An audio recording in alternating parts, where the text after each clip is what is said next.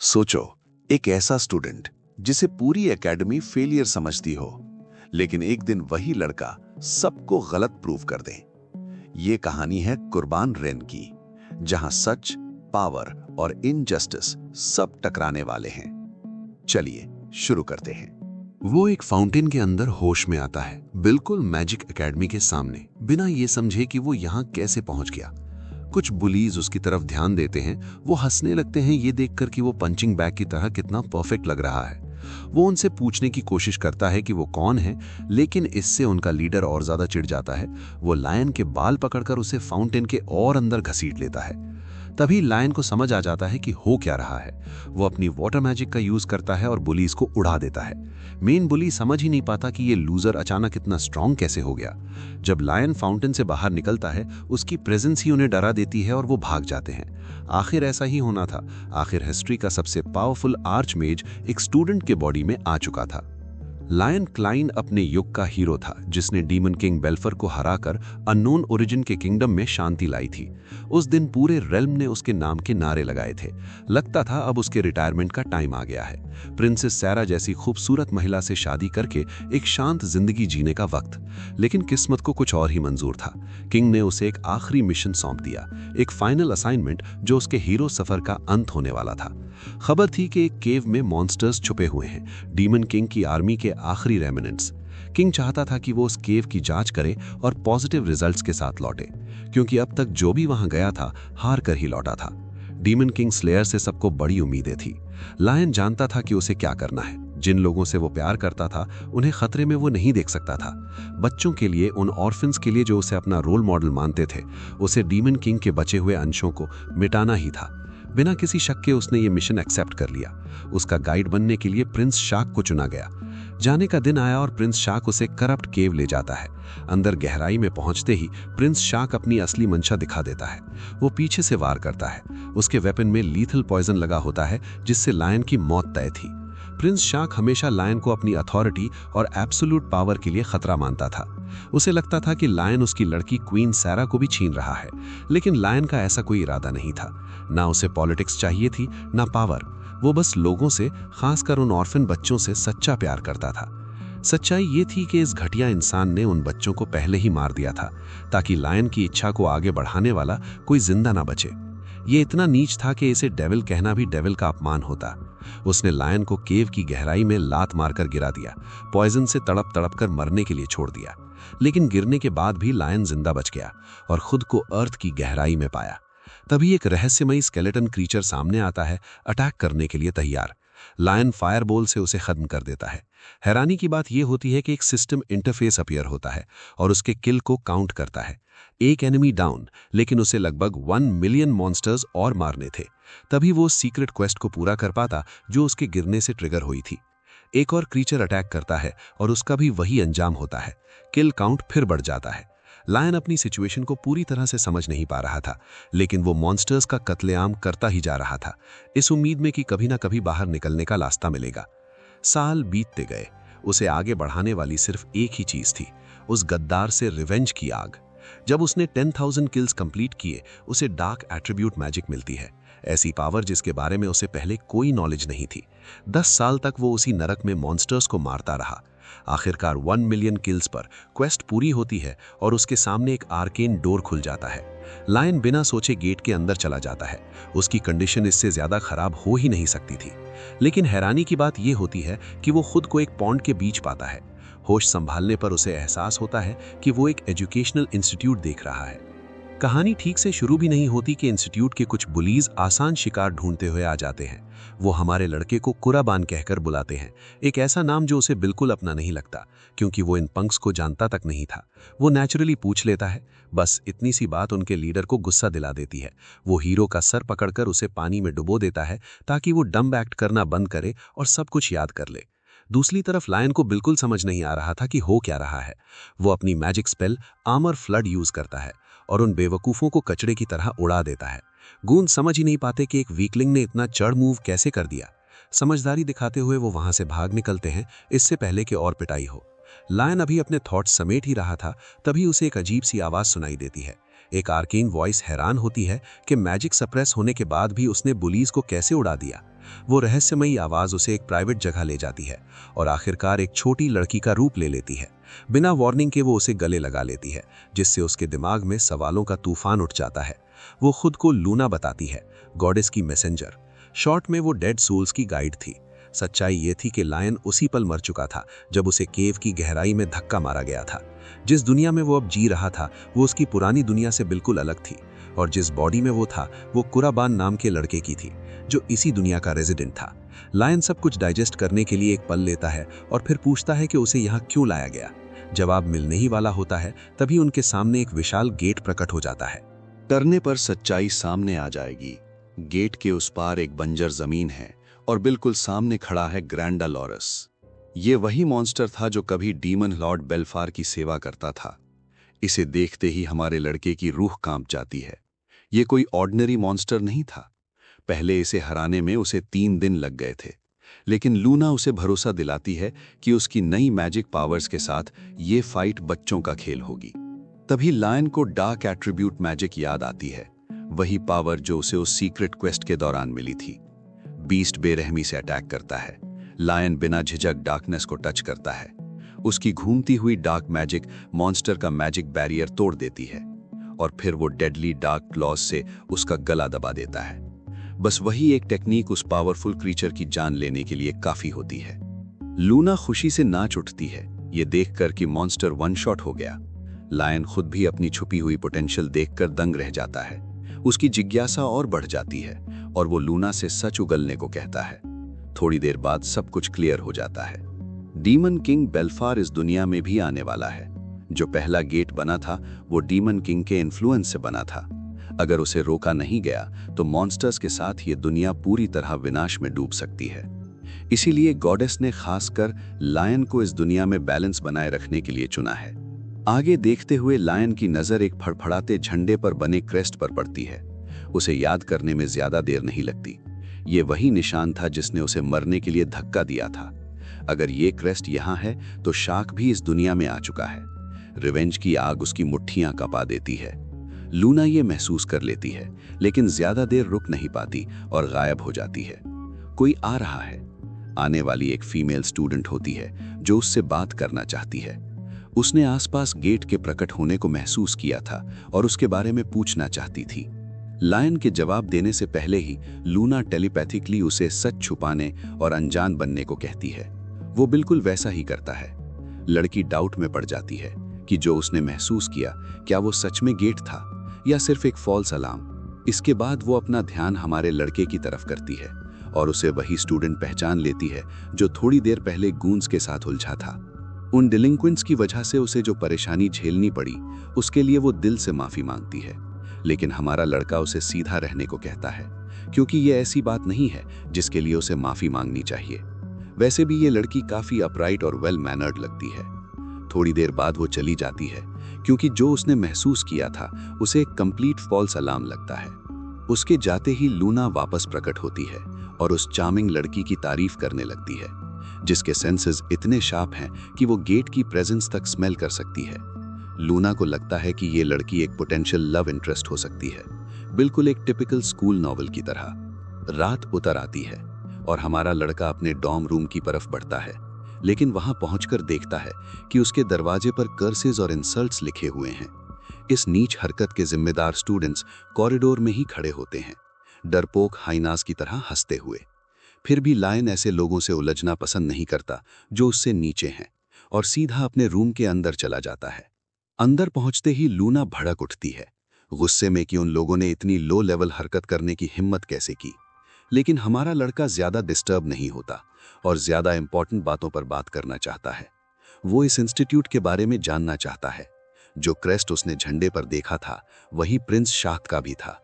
हो सकता है कि डीमन किंग के साथ साथ शार्क भी इस दुनिया में आ चुका हो। दुख की बात यह है कि लूना के पास इस बारे में कोई सॉलिड इंफॉर्मेशन नहीं होती। वो खुद भी इस दुनिया के बारे में ज्यादा नहीं जानती। हाँ, वो लायन को गाइड करने के लिए इस रियलिटी में झांकती रही है, लेकिन उसने प्रिंस शार्क को कभी नहीं देखा। इसलिए अब लायन को खुद ही इस दुनिया के राज जांचने के अलावा कोई ऑप्शन नहीं बचता। अगली सुबह उगते हुए सूरज के साथ वो अपने एकेडमी में अपने पहले दिन के लिए रेडी होता है। बालों को सेट करके यूनिफॉर्म पहनने के बाद वो स्टूडेंट्स की भीड़ के बीच अपने डिपार्टमेंट की तरफ बढ़ता है। उसकी तरफ जरूरत से ज्यादा अटेंशन जा रहा होता है। आखिर उसका एटीट्यूड और ऑरा पूरे एटमॉस्फेयर पर राज करता है। कुछ क्लासेस में वो इस दुनिया की बेसिक चीजें सीखता है। कुछ साल पहले गेट्स नाम की रहस्यमयी जगहें पूरी दुनिया में प्रकट होने लगी थी। उसी वक्त मैजिक यूज करने वाले लोग भी सामने आने लगे। इस सिचुएशन को हैंडल करने के लिए जिनके पास जन्मजात मैजिकल टैलेंट था, वो इन गेट्स के अंदर जाने लगे और कीमती आइटम्स और मिनरल्स हासिल करने लगे। इन लोगों को सीकर्स कहा जाता है। जैसे जैसे सीकर्स की संख्या बढ़ी, वैसे वैसे ऐसे इंस्टीट्यूट्स की जरूरत पड़ी जो इन टैलेंट्स को पॉलिश कर सकें। इसी तरह ये पवित्र इंपीरियल एकेडमी एग्जिस्टेंस में आई। ये उन लोगों के लिए एक सेफ हेवन है जो सीकर बनना चाहते हैं। क्या तुम्हें याद है वो लड़की जो गेट के बारे में पूछने आई थी? वही इस एकेडमी की स्टूडेंट काउंसिल प्रेसिडेंट है। उसका नाम इजुमिया मकोटा है। इस वक्त वो स्कूल फील्ड्स में अपनी जबरदस्त मैजिकल टैलेंट से सबको इम्प्रेस कर रही है और हमारा लड़का उसे क्लास की खिड़की से देखता है। क्लास के बाद कॉरिडोर में चलते हुए उसका सामना फिर उन्हीं ठग से होता है जिनसे वो कल निपटा था। वैसे इस दुनिया में हमारे लड़के का नाम कुराबाना कुन है। इन ठग्स का लीडर, सबसे घिनौना चेहरा वाला, आगे बढ़कर उसे कोई एरंड करने का ऑर्डर देता है, लेकिन हमारा चैड उसे एक सिंपल और सही जवाब देकर उसकी सीधी नस पर चढ़ जाता है। ठग अपना आपा खो देता है, खासकर इसलिए क्योंकि वो कल की बेइज्जती का बदला लेना चाहता था। तभी किस्मत से इजुमिया वहीं आ जाती है। वो यूज लीथल मैजिक स्पेल छोड़ते हुए देख लेती है और उसे तुरंत रुकने की वार्निंग देती है, लेकिन तब तक बहुत देर हो चुकी होती है। स्पेल ऑलरेडी रिलीज हो चुका होता है। हमारा लड़का भी हाथ पर हाथ रखकर नहीं बैठता। वो डार्क एट्रीब्यूट मैजिक का यूज करता है और उस पत्थर को निगल लेता है जिसे समन किया गया था। वो विशाल बोल्डर हवा में ही गायब हो जाता है। थक का मुंह खुला का खुला रह जाता है। यहां भी वो ऑरा फार्मिंग करना नहीं भूलता। बिना किसी परवाह के वो उस चैंप के पास से गुजर जाता है, काउंसिल प्रेसिडेंट को भी कंप्लीटली इग्नोर करते हुए। क्लासेस के बाद कुराबन अपनी डॉर्मेट्री लौटता है, जहां उसे उसी स्कमबैग की तरफ से एक थ्रेट नोट मिलता है। उस नोट में ट्रेनिंग ग्राउंड्स में मिलने का हुक्म दिया होता है। ल्यूना उसे एडवाइस देती है कि वो इस इडियट को इग्नोर कर दे, लेकिन कुराबन उससे वही देने के लिए रेडी होता है जो वो मांग रहा है। इससे उसके रास्ते की रुकावटें भी कम हो जाएंगी। ये सुनते ही ल्यूना जोश में आ जाती है, उस मेनेस से निपटने के लिए पूरी तरह तैयार। रात के वक्त हमारा लड़का ट्रेनिंग ग्राउंड पहुंचता है।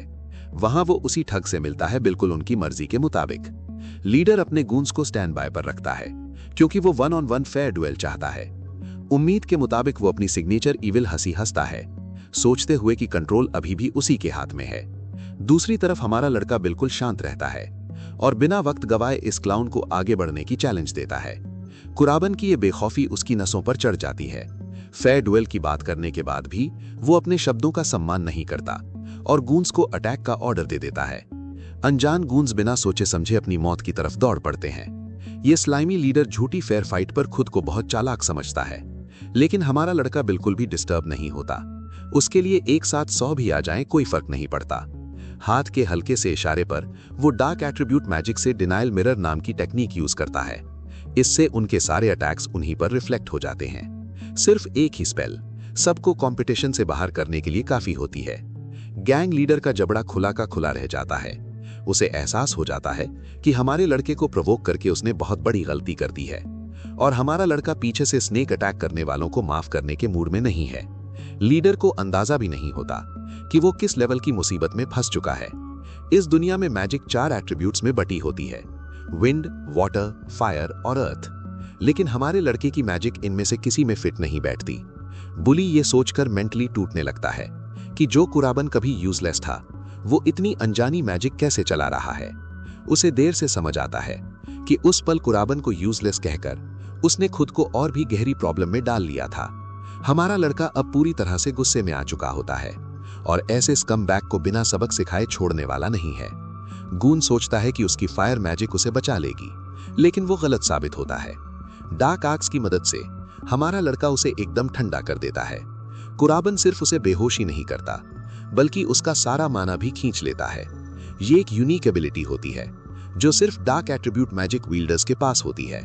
कुराबन को उम्मीद होती है कि यह सबक उसे समझा देगा कि अपनी औकात से ज्यादा मुंह नहीं खोलना चाहिए। तभी अचानक पूरे एरिया में अफरा तफरी मच जाती है।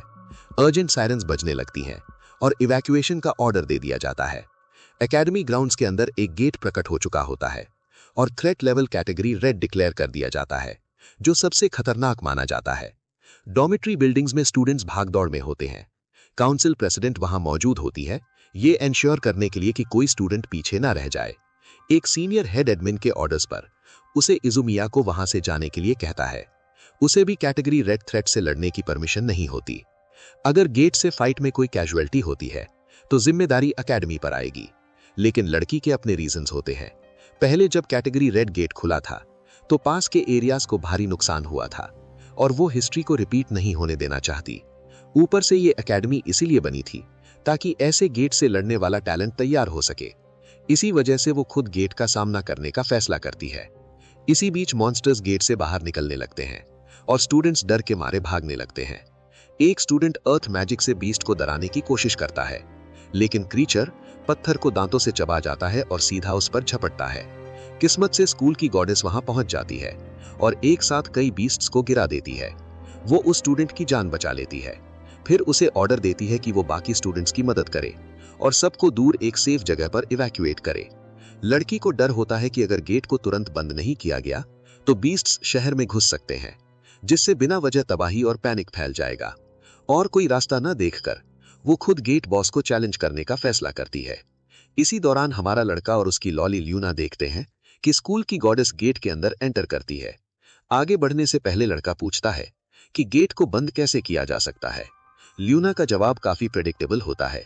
गेट को कंट्रोल करने वाले मॉन्स्टर को हराना होगा, जिसे बॉस भी कहा जाता है। ये सोचकर वो बिना वक्त गवाए सीधा अंदर जाने का फैसला करते हैं। हालांकि ल्यूना थोड़ी हिचकिचाती है क्योंकि डार्क मैजिक बेहद पावरफुल होती है, लेकिन वो बहुत ज्यादा माना कंज्यूम करती है। लेकिन हमारा लड़का शहर को बर्बाद होते देखने के लिए रेडी नहीं है। उसे अपनी पूरी कैपेसिटी से एक्ट करना होगा और थ्रेट को न्यूट्रलाइज करना होगा। ल्यूना को उसके नेचर पर गर्व महसूस होता है। बिना और देर किए वो बॉस मॉन्स्टर की तरफ बढ़ने लगते हैं। गेट के अंदर स्टूडेंट काउंसिल प्रेसिडेंट पहले ही कई लो लेवल मॉब बीस्ट्स को गिरा चुकी होती है। उसकी स्ट्रेंथ और माना लगभग खत्म हो चुकी होती है। तब उसे कड़वे तरीके से एहसास होता है कि रेड गेट कैटेगरी से उलझना उसकी सबसे बड़ी गलती थी।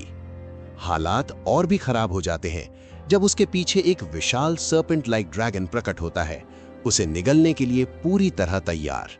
किस्मत से कुराबन बिल्कुल वक्त पर पहुंच जाता है कैंपस की गॉडेस को नुकसान पहुंचाने की कोशिश के लिए।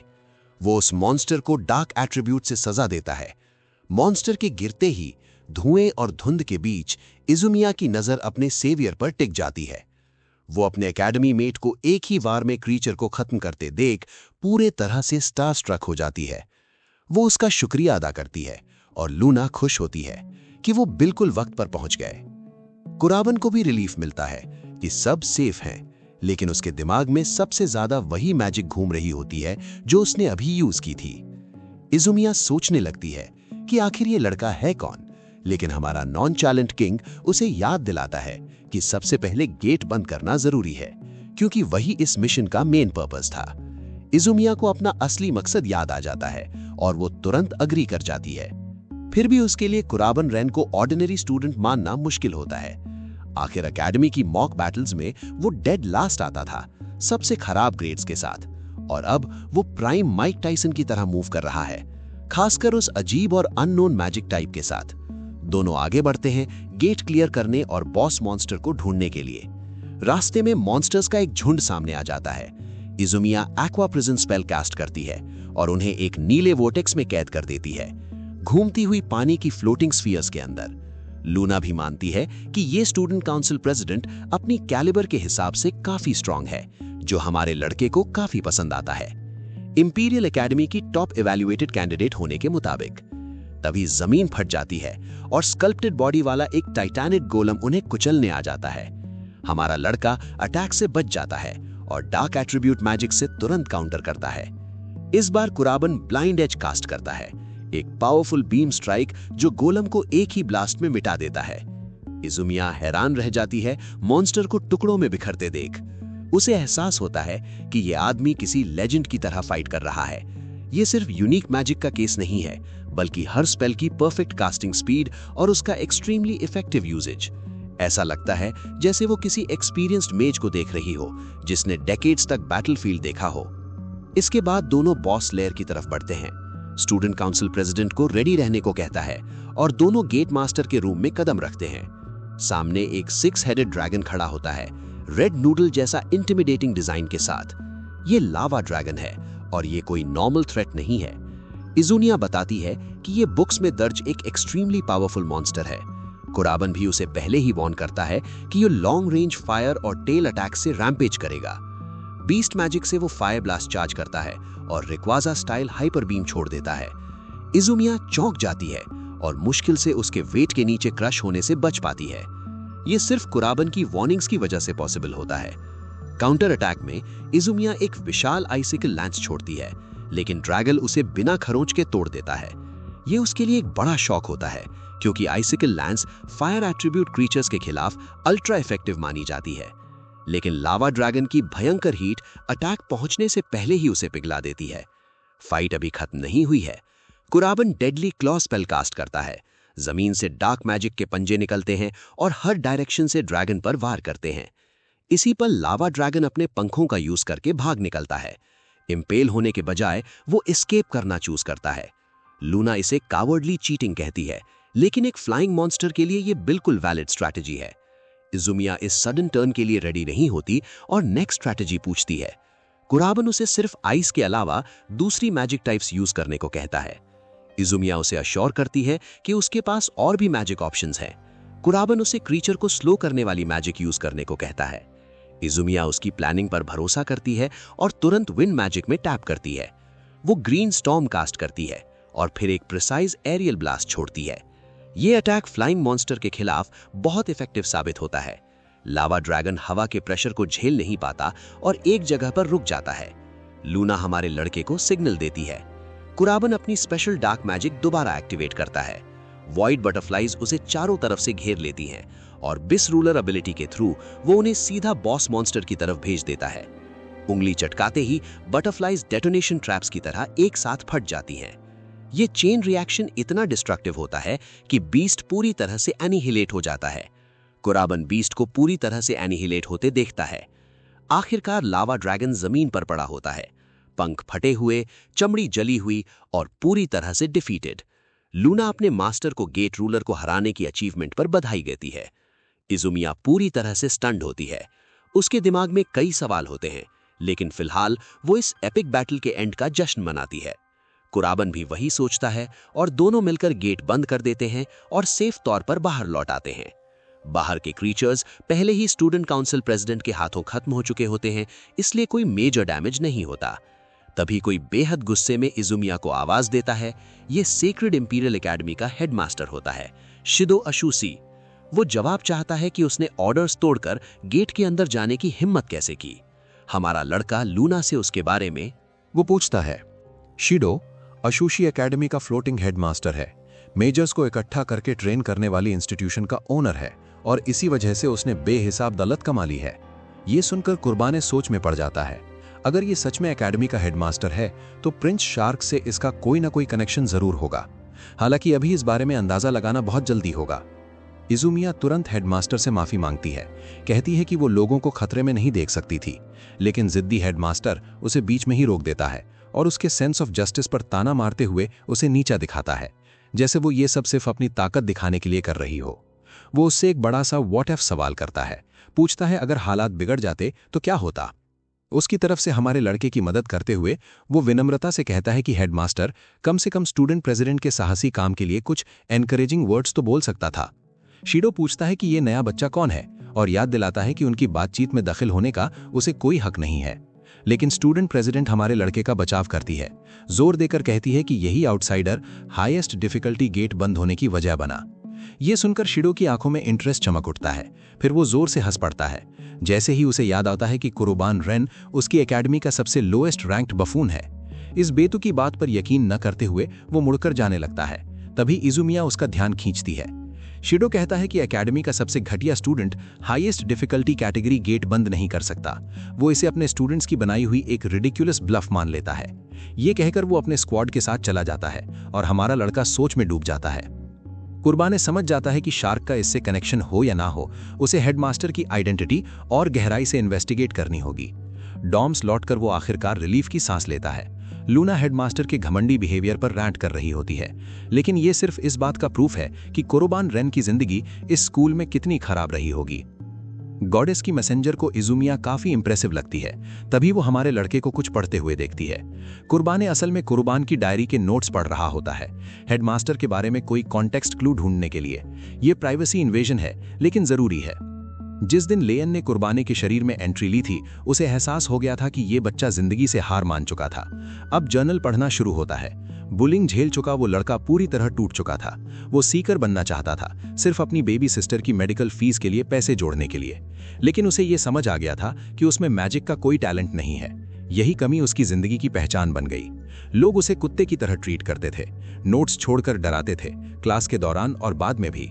उसे इतनी बेरहमी से पीटा गया कि एंथनी जोशुआ के जेक पॉल को नॉकआउट करने से भी ज्यादा बुरा हाल हो गया था। हर दिन लिटरल हेल बन चुका था और वो इस टॉर्चर से बाहर नहीं निकल पा रहा था। उसकी आखिरी लिखी पंक्तियां उसकी फ्रस्ट्रेशन बयान करती हैं। वो रो पड़ा था, उसके आंसू उस नोट में जैसे जम गए थे। ये सब पढ़कर लूना समझ जाती है कि कुर्बाने अंदर से बहुत बुरी तरह हिल चुका है। वो चांद की तरफ देखता है और ऐलान करता है कि वो उस जिंदगी के लिए जस्टिस करेगा जो इस बेचारे लड़के ने झेली। उधर अपने ऑफिस में शिडो हमारे लड़के की फाइल पढ़ रहा होता है। लोएस्ट इवैल्यूएशन देखकर उसे नीचा दिखाना उसे आसान लगता है।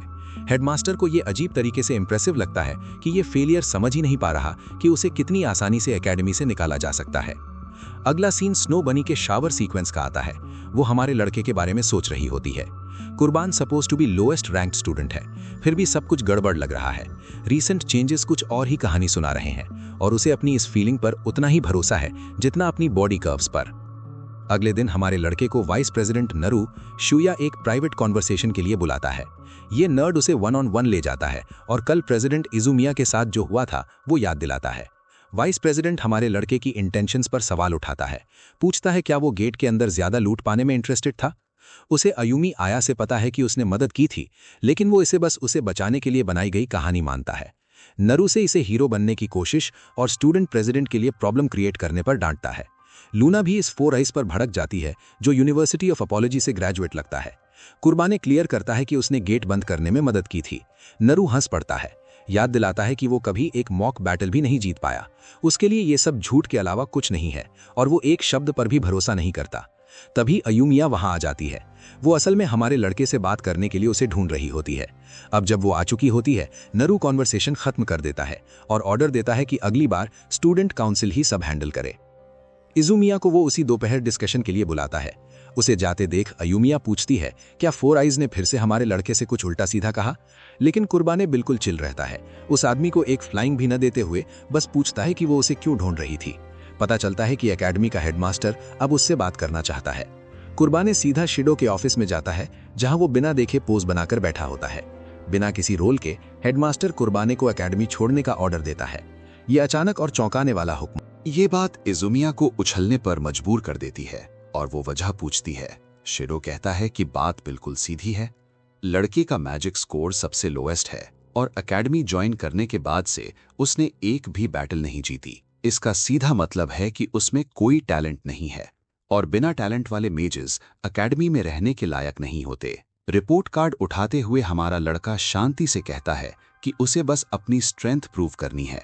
आने वाले महीने मॉक बैटल्स होने वाली हैं और वो एक कंडीशन रखता है, अगर वो हर एक मैच जीत जाता है तो हीडियम उसे सपोर्ट करेगा। ये ऑफर शिडो को इंसल्टिंग और बिल्कुल रिडिकुलस लगता है, लेकिन शेड्यूल देखते ही उसे पता चलता है कि नरूसे की फाइट कुर्बान के साथ फिक्स्ड है। ये पेयरिंग ऑलमोस्ट डेथ सेंटेंस जैसी होती है, क्योंकि नरूसे आयुमी आया के बाद एकेडमी का सेकंड टॉप टैलेंट माना जाता है। फिर भी हेडमास्टर इस कंडीशन को एक्सेप्ट कर लेता है और हमारे लड़के को डीप सेटिस्फैक्शन मिलती है। कुर्बान इस आदमी के चेहरे से उसकी स्मग एरोगेंस मिटाने के लिए बेचैन होता है। उसी रात डॉम्स में वो लूना के साथ पूरा शेड्यूल रिव्यू करता है। एडमिन ऑफिस से निकलते वक्त स्टूडेंट प्रेसिडेंट ने उसे रोक लिया होता है। वो उससे अपने वर्ड्स वापस लेने की रिक्वेस्ट करती है। असल में एकेडमी कभी सिर्फ पुअर ग्रेड्स की वजह से किसी को एक्सपेल नहीं करती। प्रॉब्लम ये है कि हेडमास्टर को इस लड़के से पर्सनल नफरत है। मॉक बैटल्स हारने का मतलब होगा डायरेक्ट एक्सपल्शन। उसकी स्किल्स जानते हुए भी इजुमिया को लगता है कि नरूसे को चैलेंज करना बहुत रिस्की है। उस मोमेंट पर कुर्बान बस उसे देखता है और कंसर्न दिखाने के लिए थैंक यू बोलता है। वो इस कंडीशन से जरा भी नर्वस नहीं होता। वो पहले ही डिसाइड कर चुका है कि अपने हेटर्स को गलत प्रूफ करेगा। लूना सोचती है कि एकेडमी छोड़ देना भी ठीक ऑप्शन होगा, लेकिन हमारा लड़का मानता है कि एकेडमी में रहना बेटर है ताकि प्रिंस शार्क की एक्टिविटीज पर नजर रखी जा सके। आखिर उसे हेडमास्टर और प्रिंस के बीच किसी कनेक्शन का डाउट है। वो एक वाइल्ड थ्योरी भी रखता है कि शायद प्रिंस शार्क हेडमास्टर के बॉडी को स्पिरिचुअली पोजेस कर रहा हो। लूना तुरंत इस थ्योरी को रिजेक्ट कर देती है। वो बताती है कि उसके पास अदर वर्ल्ड बीइंग्स को सेंस करने की एबिलिटी है, इसलिए अगर ऐसा होता तो वो पहचान लेती। इस ऑप्शन के बंद होते ही कुर्बान की स्ट्रैटेजी बिल्कुल क्लियर हो जाती है। आने वाले गेट्स क्लोज करना और साथ ही अपने 2 टारगेट्स डीमन किंग बेल्फार और प्रिंस शार्क दोनों का पीछा करना। अजीब सी बात है कि छोटी मैसेंजर उसकी बातों पर पाउट कर लेती है। कुर्बान पूछता है कि क्या हुआ। वो बस ये सोच रही होती है कि महान विजर्ड कुर्बान पर कितना भारी बर्डन आ गया है, चाहे ये गॉडेस का ऑर्डर ही क्यों ना हो। इसके बावजूद कुर्बान इस मौके के लिए ग्रेटफुल होता है। वो पहले ही वॉइड डिमेंशन में मर चुका था। ये मौका है बदला लेने का, शार्क से जिसकी वजह से उसकी मौत हुई, और बेल्फार से भी जो इस दुनिया को डेंजर में डाल रहा है। आखिर में वो गॉडेस के ऑर्डर से खुश होता है। कुर्बान उसे अश्योर करता है कि उसे उदास होने की जरूरत नहीं। उसके वर्ड से उसका चेहरा चमक उठता है और वो जेन्युइनली खुश होती है कि इतने एक्स्ट्रा ऑर्डिनरी इंसान को ये ड्यूटी मिली। कॉन्वर्सेशन खत्म होने के बाद कुर्बान मॉक बैटल से पहले थोड़ा रेस्ट लेना चाहता है। छोटी लड़की एक्साइटमेंट में चिल्लाती है, अनाउंस करती है कि वो सबको दिखाएगा कि असली बॉस कौन है। अंदर ही अंदर वो भी दिल से चाहती है कि कुर्बान की सारी विशेस पूरी हो जाएं। अगला दिन आता है और बैटल ग्राउंड्स में कंटेस्टेंट्स गैदर हो जाते हैं। ब्रो का पहला अपोनेंट एक और क्लाउन होता है जो एकेडमी के वर्स्ट स्टूडेंट से लड़ने में ही खुश होता है। स्टैंड्स में बैठे स्पेक्टेटर्स दूसरे लड़के को चीयर कर रहे होते हैं और कुर्बान पर तरस खा रहे होते हैं, लेकिन फाइट स्टार्ट होते ही हमारा लड़का सारी चैटर इग्नोर कर देता है। कुर्बान का अपोनेंट डेयरिंग विंड स्ट्राइक से ओपनिंग करता है। वो ग्रीन कलर की बीम थ्रो करता है। अटैक लगते ही हमारा लड़का गायब हो जाता है, जैसे इम्पैक्ट के साथ इवेपोरेट हो गया हो। क्लाउन सोचता है कि वो इतना पावरफुल है कि सामने वाला एक हिट भी सरवाइव नहीं कर पाया। तभी कुर्बान भूल की तरह उसके बिल्कुल पीछे अपीयर हो जाता है। अर्थ स्पेल प्रिपेयर करके कुर्बान रॉक ब्लास्ट छोड़ता है और पत्थर ओपोनेंट के बॉडी पर बरसा देता है। स्पेल के एंड तक हमारा ब्रो यामचा पोज में पड़ा होता है और हमारे लड़के को फर्स्ट मैच का विनर डिक्लेयर कर दिया जाता है। ये ओवरवेलमिंग विक्ट्री स्पेक्टेटर्स को स्टन कर देती है। सब गॉसिप करने लगते हैं कि एकेडमी का वर्स्ट स्टूडेंट इतना स्ट्रॉन्ग ओपोनेंट कैसे हरा गया। इजुमिया बिल्कुल प्राउड गर्लफ्रेंड जैसी लग रही होती है, जबकि नरूसे उसे प्योर हेटर वाली नजर से देख रहा होता है। लूना बताती है कि इन एमेचर्स को हराने के लिए कुर्बान को डार्क एट्रीब्यूट मैजिक की जरूरत भी नहीं है। यही होती है अदर डिमेंशन विजर्ड की असली स्पेशलिटी। लूना थ्रिल फील कर रही होती है क्योंकि वो इन वीकलिंग्स के against pure city wide flex चला रहा है। स्लॉटर कंटिन्यू होता है। कुर्बान एक के बाद एक लड़कों को वही सिंपल स्पेल से गिरा देता है। कुछ ओपोनेंट्स तो सीधा सरेंडर कर देते हैं। उसकी विनिंग स्प्री हेडमास्टर को ऑलमोस्ट हार्ट अटैक दे देती है। प्रोफेसर समझ ही नहीं पा रहा कि एकेडमी का डम्बेस्ट किड विनिंग स्ट्रीक पर कैसे आ गया। एक पल के लिए उसे लगता है कि शायद इस लड़के ने सच में रेड गेट क्लोज किया था, लेकिन फिर वो खुद को गैस लाइट करता है और उस थॉट को रिजेक्ट कर देता है। तभी नरूसे उसके डोर पर नॉक करता है। हेडमास्टर उसे पर्सनल मीटिंग के लिए बुलाता है। शिडो एक्सप्लेन करता है कि मॉक बैटल्स में नरूसे का सामना एक अंडरडॉग से होने वाला है। वो वाइस स्टूडेंट प्रेसिडेंट को ऑर्डर देता है कि वो अपनी एब्सोल्यूट टॉप स्ट्रेंथ यूज करे और एक सेकंड के लिए भी केयरलेस ना हो। इंटरेस्टिंग बात यह है कि नरूसे के पास ऑलरेडी एक प्लान होता है। कुर्बान की सारी फाइट्स देखने के बाद उसने नोटिस किया होता है कि लड़का सिर्फ अर्थ मैजिक ही यूज कर रहा है। नरूसे कॉन्फिडेंटली क्लेम करता है कि स्किल के मामले में वो कुर्बान से काफी ऊपर है, जो हेडमास्टर को काफी पसंद आता है। कॉन्फर्मेशन मिलते ही ब्रो सैटिस्फाइड हो जाता है और मीटिंग एंड कर देता है। बाहर निकलते वक्त एक लड़का जिसे दुनिया ने ठुकरा दिया, आज वही लड़का सिस्टम के खिलाफ खड़ा है। ये सिर्फ एक एकेडमी की कहानी नहीं, ये उस दर्द की कहानी है जो चुपचाप झेला गया। आगे क्या होगा? क्या कुर्बान अपना जस्टिस पाएगा या सिस्टम उसे फिर से तोड़ देगा? अगर आपको ये स्टोरी पसंद आई हो तो लाइक जरूर करें, सब्सक्राइब करें चैनल को और कमेंट में बताएं आपका फेवरेट मोमेंट कौन सा था। मिलते हैं नेक्स्ट पार्ट में एक और शॉकिंग ट्विस्ट के साथ।